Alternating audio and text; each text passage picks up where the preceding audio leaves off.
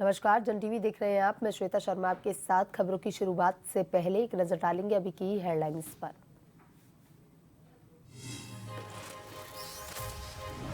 अल्मोड़ा में 42 seater bus खाई में गिरी। एसडीआरएफ और नैनीताल पुलिस रेस्क्यू में जुटी। मुख्यमंत्री ने जताया दुख। गंभीर घायलों को एयरलिफ्ट करने के निर्देश। हरिद्वार में चंडी घाट पर आज गंगा उत्सव 2024। मुख्यमंत्री पुष्कर सिंह धामी रहेंगे चीफ गेस्ट। केंद्रीय जल शक्ति मंत्री सीआर पाटिल के नेतृत्व में आयोजन। केदारनाथ में विधानसभा उपचुनाव का रण। आज नाम वापसी का आखिरी दिन। प्रचार में जुटे राजनीतिक दल। कांग्रेस को प्रभारी का इंतजार।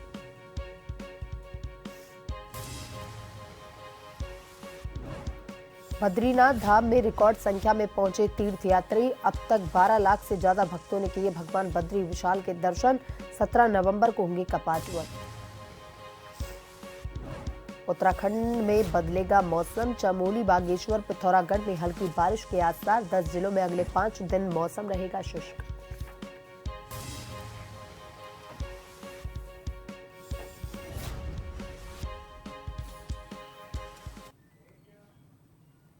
और अब खबरें विस्तार से।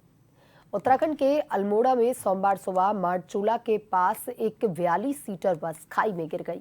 बस में बैठे यात्री और घायलों की संख्या के बारे में जानकारी नहीं दी गई है।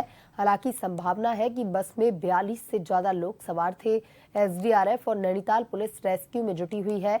फिलहाल हादसे के कारणों का पता नहीं चल पाया। जानकारी के मुताबिक मोहान से आगे का रास्ता दुर्घटना को निमंत्रण देता रहता है, जिस पर किसी की नजर नहीं जाती। गोली खाल से रामनगर को आई हुई बस गप्पी सारन गांव के पास हादसे का शिकार हो गई।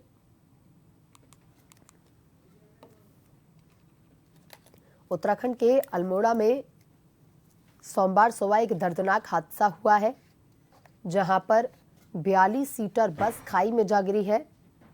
बस में बैठे यात्री और घायलों की संख्या के बारे में अभी कुछ भी स्पष्ट नहीं हुआ है। हालांकि संभावना ये जताई जा रही है कि बस में 42 से ज्यादा लोग जो थे वो सवार थे और एसडीआरएफ और नैनीताल पुलिस रेस्क्यू में जुटी हुई है।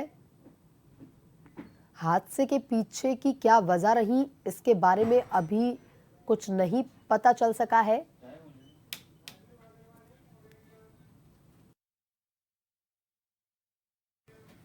और इसी खबर पर ज्यादा जानकारी के साथ हमारे संवाददाता राजीव फोनलाइन पर जुड़ चुके हैं। राजीव, बड़ा ही दर्दनाक और दुखद हादसा ये हुआ है, जहां पर 42 सीटर बस खाई में गिरी। हादसे के पीछे के क्या कुछ कारण रहे? बस में कितने यात्री सवार थे? देखिए श्वेता जी, मैं आपको बताऊं कि ये बस आज सुबह सोमवार को ग्वाली खाल से आ रही थी रामनगर यात्रियों को लेकर, और 45 से अधिक यात्री इसमें बताए जा रहे हैं कि सवार थे। लेकिन क्योंकि कई लोग हताहत हुए हैं और जो घायल हैं उनको रामनगर के सरकारी अस्पताल 108 और प्राइवेट वाहनों से लाया जा रहा है। लेकिन अभी जो रामनगर में अभी तक जो मौके की स्थिति है, जो रामनगर के सरकारी अस्पताल में जो घायल आए हैं, करीब 8 लोग घायल आ चुके हैं, जिसमें एक पुरुष है, उसकी डेथ हो चुकी है। बाकी अभी और लोग आ रहे हैं और पुलिस और स्वास्थ्य विभाग पूरी तरह यहाँ चौकन्ना है। और मुख्य चिकित्सा अधिकारी डॉक्टर हरीश पंथी भी यहाँ स्वयं मोर्चा संभाले हुए हैं और विधायक रामनगर दीवान सिंह बिष्टी भी यहाँ पहुंचे हुए हैं। उन्होंने भी अधिकारियों को निर्देश दिए हैं कि जो भी यहाँ मरीज घायल आ रहे हैं उन्हें तत्काल यहाँ पे उपचार दिया जाए। लेकिन अभी जो हताहत हुए हैं, ना तो उनकी संख्या स्पष्ट हो पा रही है और कितने टोटल इसमें घायल है, ना इसकी संख्या स्पष्ट हो पा रही है। और अभी बस के जो दुर्घटना के कारण है उसकी भी अभी स्थिति साफ नहीं हो पा रही है कि बस के जो दुर्घटना हुई है इसके क्या कारण है। यह स्थिति तभी क्लियर हो पाएगी क्योंकि बस काफी गहरी खाई में गिरी हुई है और राहत और बचाव कार्य मौके पर चल रहा है। अल्मोड़ा जनपद के मरचूला क्षेत्र की यह घटना बताई जा रही है, लेकिन ये तो शाम तक ही क्लियर होगा कि आखिर बस दुर्घटना के कारण क्या है। राजीव, बस में 42 लोग सवार बताए जा रहे हैं या फिर उनकी संख्या ज्यादा है? और जिनकी मौत हुई है उनकी संख्या कितनी बताई जा रही है? घायलों का किस हॉस्पिटल में इलाज चल रहा है? कौन कौन अधिकारी वहां पर मौजूद है?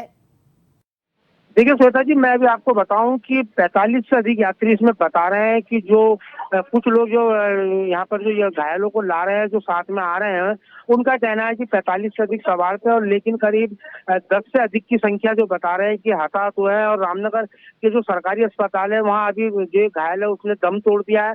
और रामनगर में अगर हम बात करें तो एलडीएम राहुल साहब, तहसीलदार कुलदीप पांडे, सीओ भूपेंद्र सिंह भंडारी, कोतवाल अरुण कुमार सैनी के अलावा मुख्य चिकित्सा अधिकारी डॉक्टर हरीश पंत, जो कि एक सर्जन है, कुशल सर्जन है, और वो खुद यहाँ जो है पूरा मोर्चा संभाले हुए हैं। वहीं रामनगर के विधायक लगातार सुबह से यहीं बैठे हैं। कई सामाजिक संगठनों के लोग भी जो घायल हैं उनको तत्काल जो है उपचार के लिए अंदर ले जा रहे हैं। और काफी लोगों में जो है, क्योंकि कुछ लोग ऐसे भी हैं कि जो है रो रहे हैं, उससे ऐसा लग रहा है कि जो बस में घायल है या जिनकी डेथ हुई है उनके परिजन है, लेकिन अभी कुछ बोल पाने में वो सक्षम नहीं हो पा रहे हैं। तमाम जानकारी के लिए धन्यवाद।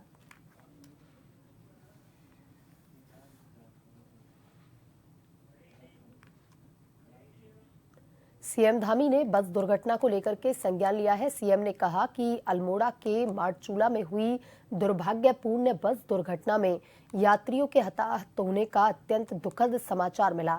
सीएम धामी ने जिला प्रशासन को तेजी के साथ राहत बचाव अभियान चलाने के निर्देश दिए। घटनास्थल पर स्थानीय प्रशासन और एसडीआरएफ की टीमें घायलों को निकालकर उपचार के लिए निकटतम स्वास्थ्य केंद्र तक पहुंचाने का काम तेजी से कर रही है। आवश्यकता पड़ने पर गंभीर रूप से घायल यात्रियों को एयरलिफ्ट करने के लिए भी सीएम धामी ने निर्देश दिए हैं।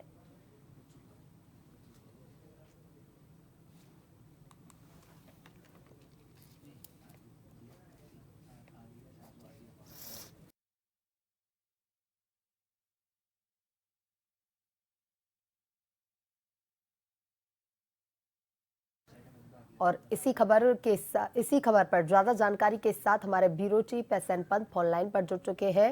एसएन पंत, आज एक सुबह सोमवार को एक दुखद दुर्घटना वहां पर घटित हुई है, जहां पर यात्रियों से भरी बस खाई में जा गिरी है। सीएम ने भी पूरी घटना को लेकर के संज्ञान लिया है। क्या कुछ निर्देश उनके द्वारा दिए गए हैं? बिल्कुल, आपको बताना चाहूंगा इस वक्त की बड़ी खबर उत्तराखंड के कुमाऊं मंडल से आ रही है, जहां रामनगर के पास में एक जो बस है, परिवहन बस, वो बकायदा पहाड़ी से नीचे 200 मीटर गहरी जो खाई है वहां पर गिर चुकी है। और तकरीबन अभी तक जो प्रत्यक्षदर्शी हैं उनके मुताबिक बात की जाए, क्योंकि प्रशासन ने अभी फौरी तौर पर कोई आंकड़ा जारी नहीं किया है, कारणों का संज्ञान नहीं लिया है, क्योंकि अभी आनन फानन में ये घटना घटी है।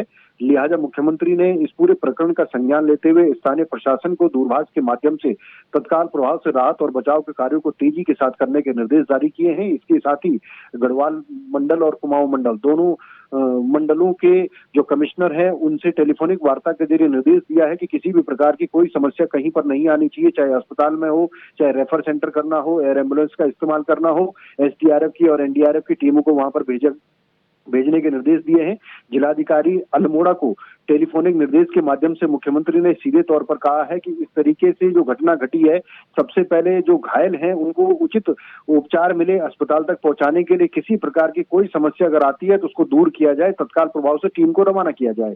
इसी कड़ी में रामनगर का पूरा स्थानीय प्रशासन मौके पर है, स्थानीय लोग और कुछ एनजीओ मौके पर हैं, जो लोगों को राहत और बचाव का कार्य बड़ी तेजी के साथ कर रहे हैं। मुख्यमंत्री ने सीधे तौर पर इसकी मॉनिटरिंग करते हुए कहा है कि कहीं पर भी किसी प्रकार की, चाहे किसी को एम्बुलेंस के जरिए अगर बड़े अस्पताल तक रेफर करना हो या ले जाना हो, तो ऐसे में पूरी सरकार उनके साथ खड़ी रहेगी और अधिकारी जो डिसीजन लेंगे उसका सम्मान अधिकारियों के साथ साथ बड़े अधिकारी और शासन भी करेगा, सरकार भी करेगी। यानी सबसे पहले लोगों को बचाने का काम बड़े तेजी के साथ किया जा रहा है और इसको लेकर मॉनिटरिंग लगातार मुख्यमंत्री कर रहे हैं।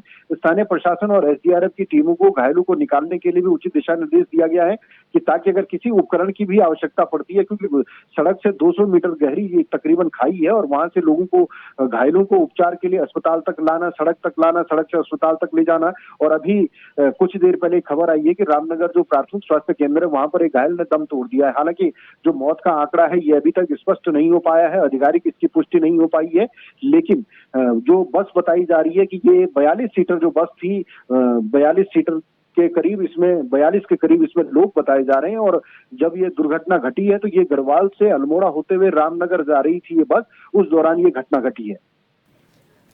जी एसएन पंत, तमाम जानकारी के लिए धन्यवाद।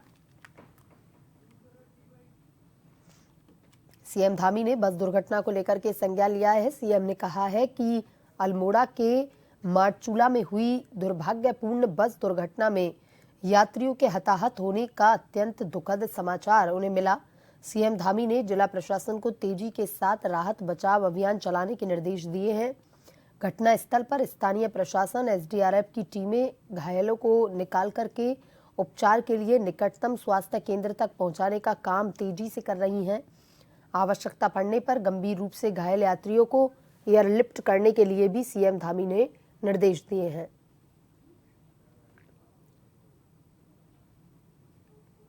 बता दें कि आज उत्तराखंड के अल्मोड़ा में सुबह मारचूला के पास एक 42 सीटर बस खाई में जा गिरी थी। बस में यात्री और घायलों की संख्या के बारे में अभी जानकारी नहीं दी गई है। हालांकि संभावना ऐसी जताई जा रही है कि 42 से ज्यादा लोग इस बस में सवार थे। एसडीआरएफ, नैनीताल पुलिस रेस्क्यू में जुटी हुई है। फिलहाल हादसे के कारणों का पता नहीं चला है। जानकारी के मुताबिक मोहान के आगे का रास्ता जो है वो दुर्घटनाओं को निमंत्रण देता रहता है, जिस पर किसी की नजर अभी तक नहीं गई और आज ये हादसे का कारण ये सड़क बनी। गोली खाल से रामनगर को आई हुई बस गप्पी सारन गांव के पास हादसे का शिकार हो गई।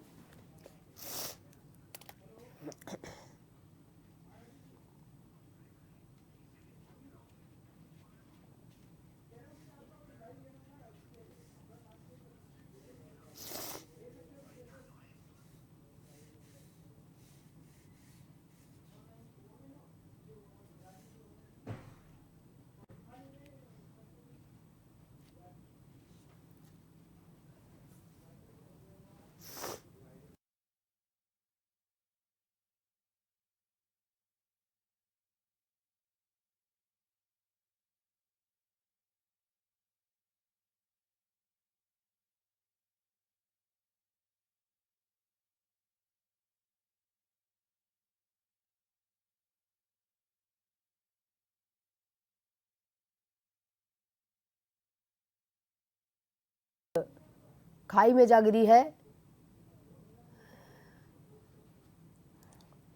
सीएम धामी ने भी संज्ञान लिया है।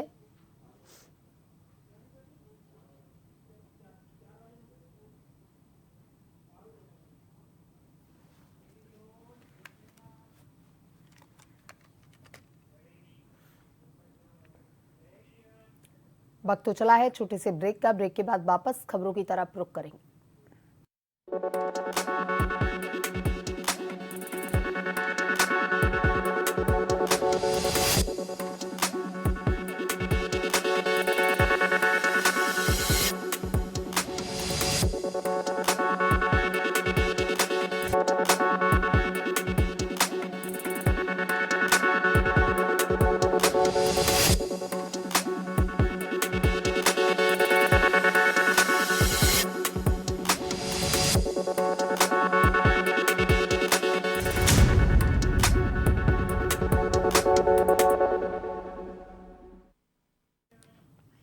ब्रेक के बाद एक बार फिर से आपका स्वागत है। आइए बढ़ते हैं खबरों की तरफ। राष्ट्रीय स्वच्छ गंगा मिशन द्वारा आज 4 नवंबर को उत्तराखंड के हरिद्वार के चंडी घाट पर गंगा उत्सव 2024 का आयोजन किया जा रहा है। आधिकारिक सूत्रों के अनुसार पिछले 8 सालों से हर वर्ष यह आयोजन गंगा नदी को राष्ट्रीय नदी घोषित किए जाने की वर्षगांठ के उपलक्ष्य में मनाया जाता है। इस वर्ष पहली बार यह गंगा नदी के किनारे मनाया जाएगा। यह आयोजन गंगा बेसिन वाले राज्यों के 139 जिलों में जिला गंगा समितियों द्वारा भी मनाया जाएगा। इसके अलावा प्रत्येक राज्य में एक मुख्य कार्यक्रम भी किया जाएगा। केंद्रीय जल शक्ति मंत्री CR पाटिल के नेतृत्व में हो रहे इस आयोजन के उद्घाटन समारोह में कई विशिष्ट अतिथि उपस्थित रहेंगे, जिसमें राज्य के मुख्यमंत्री पुष्कर सिंह धामी, जल शक्ति राज्य मंत्री राजभूषण चौधरी, जल शक्ति मंत्रालय के सचिव देवश्री मुखर्जी भी शामिल हैं।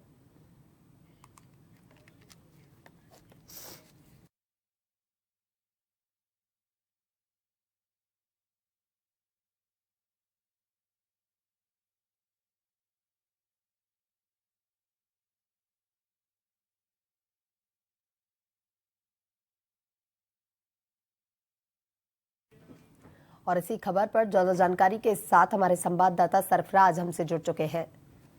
सरफराज, आज गंगा उत्सव 2024 का आयोजन किया जा रहा है। कई जगहों पर ये कार्यक्रम भी आज आयोजित किए जाएंगे। क्या कुछ कार्यक्रम रखे गए हैं? कौन कौन अधिकारी, कौन कौन नेता मंत्री इस कार्यक्रम में शामिल होंगे?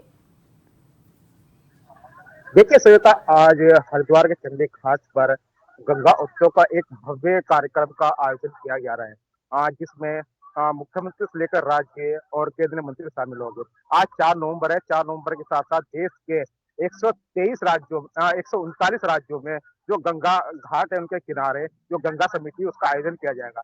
इसके साथ साथ ही मुख्यमंत्री पुष्कर सिंह धामी के साथ साथ केंद्र के जो जल संसाधन मंत्री है, जल शक्ति मंत्री, वो भी शामिल होंगे। और जो भी हरिद्वार में जो कार्यक्रम किया जा रहा है गंगा उत्सव को लेकर, एक भव्य कई दिनों से इसके लेकर तैयारी की जा रही थी और आज पूरी तरीके से तैयारी कर ली गई है। इस वक्त हम हरिद्वार के चंडी घाट पर ही मौजूद हैं। कैमरामैन से कहूंगा कि यहाँ की जो व्यवस्था है उसको लेकर दिखाने की कोशिश करेंगे। इस तरह की व्यवस्था है, कई तरह के स्कूली बच्चे भी यहाँ पर मौजूद है और जो पूरे राज्य से स्कूली बच्चे नए हैं। यानी एक भव्य कोशिश की गई भव्य तरीके से मनाने की। इसके साथ मैं आपको बताना चाहूंगा कि जिस तरह से यूं तो प्रदेश को बनाया जाए, यानी कि प्रदेश में 8 साल पूर्व की भांति गंगा को राष्ट्रीय नदी घोषित करने के बाद ये प्रोग्राम मनाया जा रहा है। लेकिन इस बार जो गंगा उत्सव मनाया जा रहा है कि गंगा किनारे जो है, गंगा किनारे पहली बार इस तरह का उत्सव का आयोजन किया गया है और राज्य पर देश के 139 राज्यों में इस तरह का जो गंगा है वो इस तरह का आयोजन कर।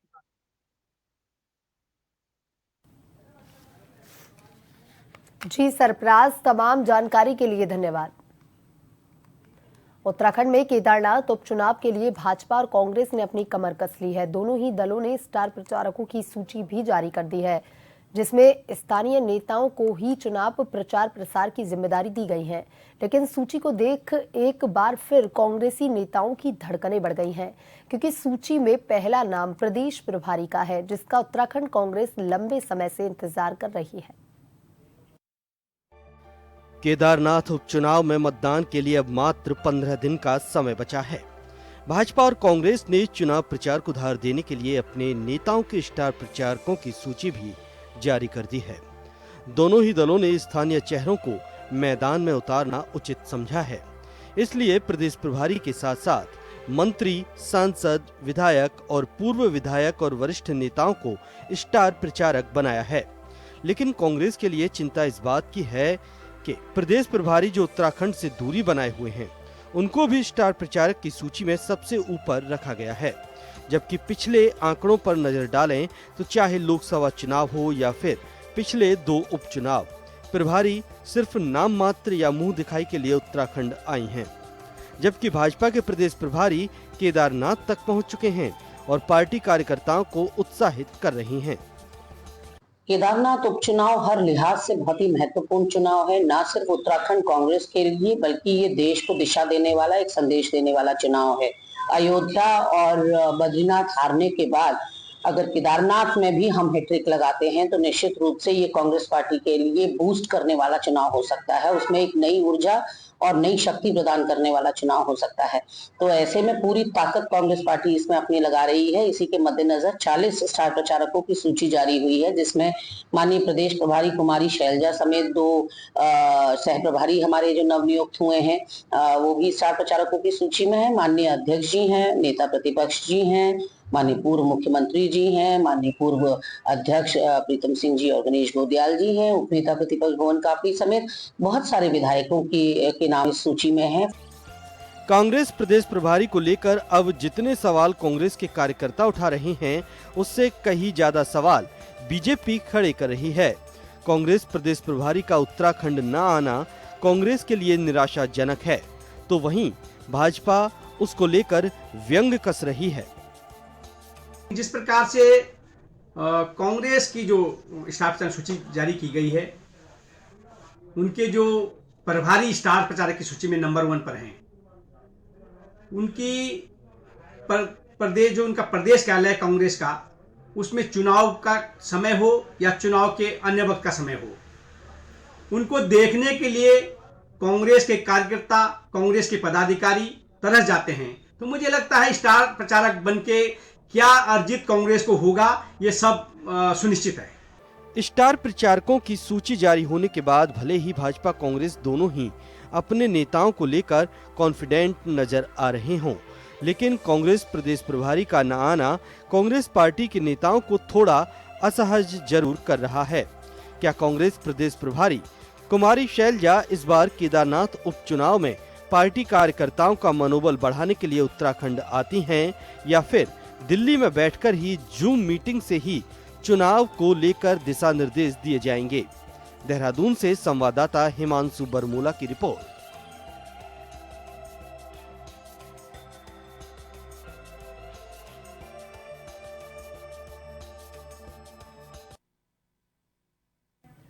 पूर्व मुख्यमंत्री हरीश रावत ने बांग्लादेश में अल्पसंख्यकों पर हुए अत्याचार के विरोध में मौन उपवास रखा। इस दौरान उन्होंने कहा कि बांग्लादेश में अल्पसंख्यक हिंदू, बौद्ध, ईसाई अत्याचार के शिकार हो रहे हैं। हिंदुओं को विशेष तौर पर लक्ष्य बनाकर के अत्याचार किया जा रहा है। उन्होंने बांग्लादेश में लोकतंत्र और सर्वधर्म समभाव की ताकतों को शक्ति मिले, इसके लिए दीप जलाकर के प्रार्थना की।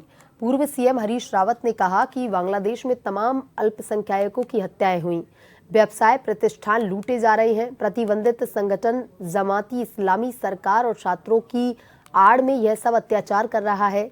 पूरे बांग्लादेश में हिंदुओं, अल्पसंख्यकों और राजनीतिक विरोधियों में भय का वातावरण पैदा किया जा रहा है।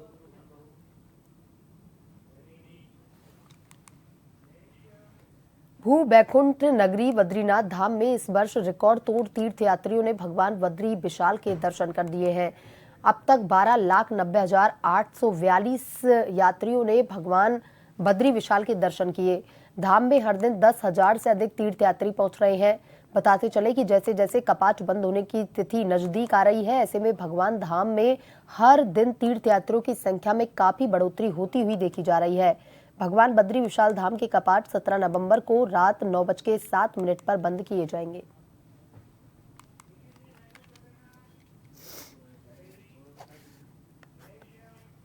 बुलेटिन में अभी तक के लिए इतना ही। बने रहिए जन टीवी के साथ। नमस्कार।